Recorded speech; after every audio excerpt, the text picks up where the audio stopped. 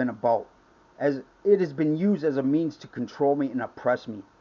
As it's no coincidence that I've been doing fine for over 6 months, and it's the same thing as last time. What was I doing the last time you guys tried to pick me up? I was writing and petitioning the courts and explaining the situation again, why you people have me in fear for your life, calling out the facts. So again, this time, ma'am, I bust out Lundeen. I call out the police department for committing a federal crime against me of illegally pinging my phone, and I request my court records, which I'm being denied, which you told me that were always being recorded.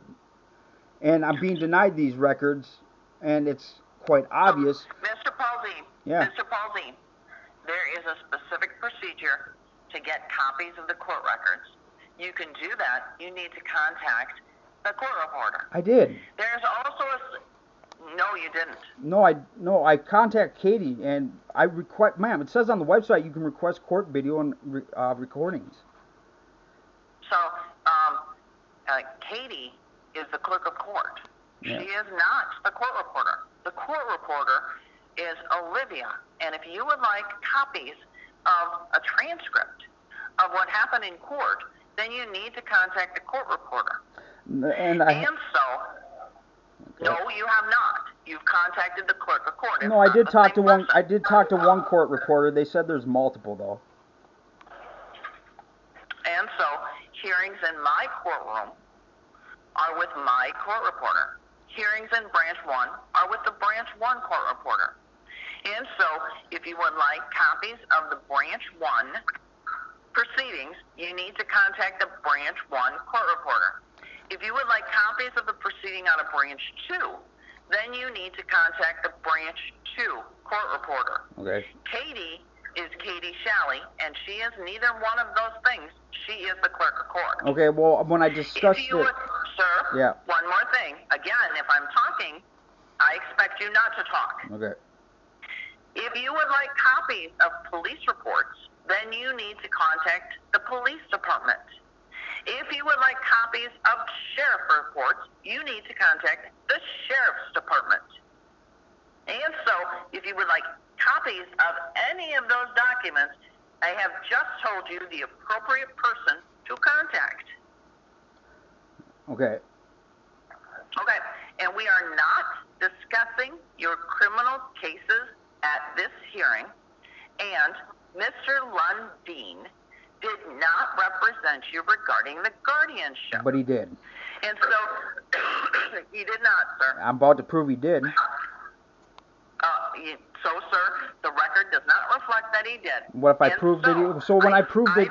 I know. That irrelevant, Mr. Paulzine. Okay. If you would like to discuss that, in your criminal cases, we have a hearing scheduled for your criminal cases, and we can discuss that in your criminal case. Okay. It's more than that, though, Your Honor. All right. Okay. And so, right now, we're talking about extending the temporary guardianship regarding Savannah. Okay. And so I think you've given me everything that you need to give me regarding Savannah. Is that correct? No. I think, I just want to reiterate the one last thing here. This is the thing, Your Honor. This isn't just a matter of Savannah's best interest, even at its heart. Because the problem is, this has never been about Savannah. This has been about something much more than her. And I'm the only one that's actually been about her and fighting for what's right for her. And here's the thing. You guys can sit and play my mental health card all you want on me, but it's going to bite you in the butt so hard. Because I'm getting sick of hearing this crap. Like I told you, they said this bull crap last time. I told them last time I'd shut it down. I did. I'm going to shut you guys down for doing this. I'm telling you, for playing me like this. This was a setup. So, Mr. Paulzine. All right. So, your testimony is completed. Right. Mr. Mackey, do you have an argument? Your Honor, I would ask the court to grant the extension of the temporary guardianship for a period of 6 months. The court has heard the testimony. I think it's quite clear that the guardianship continues to be necessary based on Mr. Paulzine's behaviors, which are quite apparent when he testifies. And the testimony of Lindsay Paulzine, By a bunch of was quite lunatics credible, attacking and me, he was right? Right? Mr. Paulzine, Bunch of okay, cowards with Mr. power Paulzine, who abuse Mr. their power. Paulzine, Mr. Paulzine, again, when I'm talking, my expectation is that you're going to stop. So, you will get your opportunity. I will give you an opportunity to argue. Right now, it's Mr. Mackey's opportunity to argue, and so my expectation is that you will not interrupt him. Mr. Mackey, go ahead. And finally, Lindsay Polzine, whose testimony was quite credible, has testified that Savannah is doing quite well in the guardianship. I think it's definitely in her best interest that that continue at this time for another 6 months. Thank you. Mr. Yonko, do you have an argument? Yes, Judge. I would agree that it is clear that this guardianship is needed. I believe the court can base this on the testimony that was received today, as well as Mr. Polzine's own filings with the court. I think that demonstrates a significant amount of delirium or delusional thought, which is very alarming. I do believe that, as I said, this guardianship is needed, and it is in Savannah's best interest that this continue for another 6 months. Mr. Paulzine, I'm going to give you the last word, and that means that Lindsay's going to go before you because you're going to get the last word. Okay. And so, Lindsay, go ahead. I don't know. I don't have anything. Okay. I think best interest, yes, to stay with me. Mr. Michael Paulzine, go ahead. So this is my argument. This is your time to argue. My argument is you don't have a right to have a say, Mackey. And you've proven you have intent to withhold me and keep me further from my daughter because of your misbelief of me. Mr. Paulzine. What?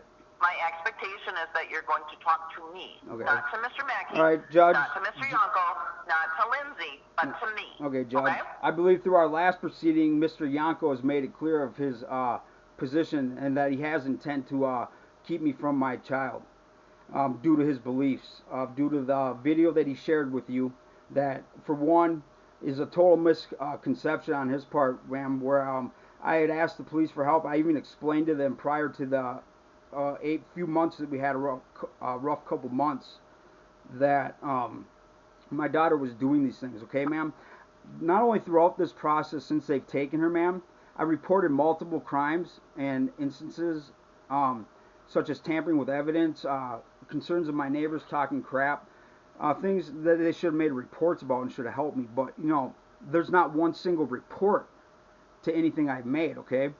One of the big things is early on in this, they would tell me even on, my sister would say that T-Mobile was helping them the police track your phone. Well, I called the police reporting a crime one night and of tampering with evidence of text just disappearing. And this is something they've done before.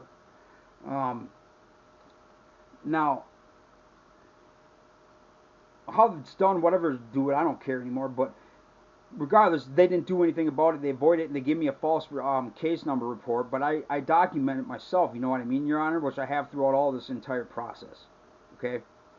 And the thing is, they're dumb, cocky bastards, are fools, I'll just say, that have told, I've even let them know the whole time I'm documenting them. But they still don't comprehend this.